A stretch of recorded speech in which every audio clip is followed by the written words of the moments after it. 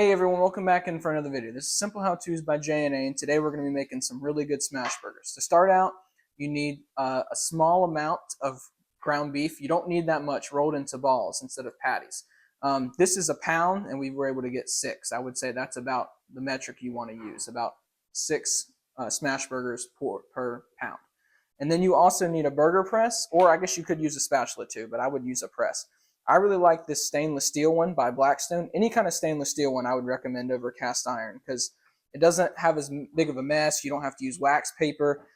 You can just push it down. And then I also like to have an oven mitt as well. Or in this case, this is more like a glove that's temperature resistant. So that's what I like to do, and let's get started. And I almost forgot, I'm going to go over the seasonings I'm using. This is not, the burgers haven't been seasoned yet, so we're going to season them as we smash them. So I'm going to be using Blackstone Steakhouse seasoning, this Burger Royale Fire and Smoke Society, and then just some fresh black pepper. You can use whatever you like. That's just what I'm going to use. All right, and my Blackstone, it already has oil on it from the last time I used it, because I always add oil before I wrap it up for the evening.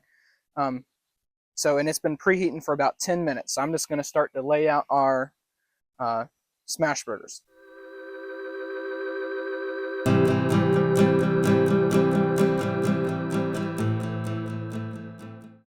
All right, and then I've got my stainless steel masher and my glove on, and I'm just going to take it, and I'm just going to push really hard.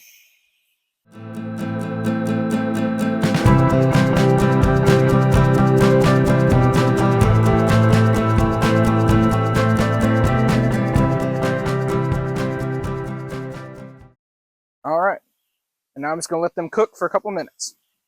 They won't take long. They're really thin. Oh, and I almost forgot we got to season them.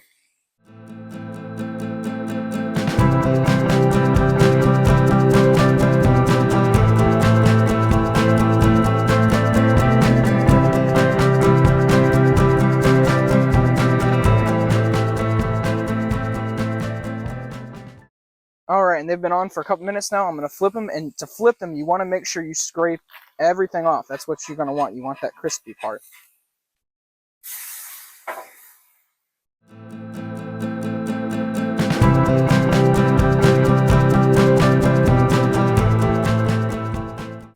All right, now they just need to go a couple more, maybe a minute, and we'll add a little bit of cheese, and they'll be about done. All right, so it's been about 30 seconds. I'm going to put cheese on 2 of them, and then we're going to let it go for about another 30 seconds, and then take them all off. All right, and it's been like 30 seconds, and we're going to take them off.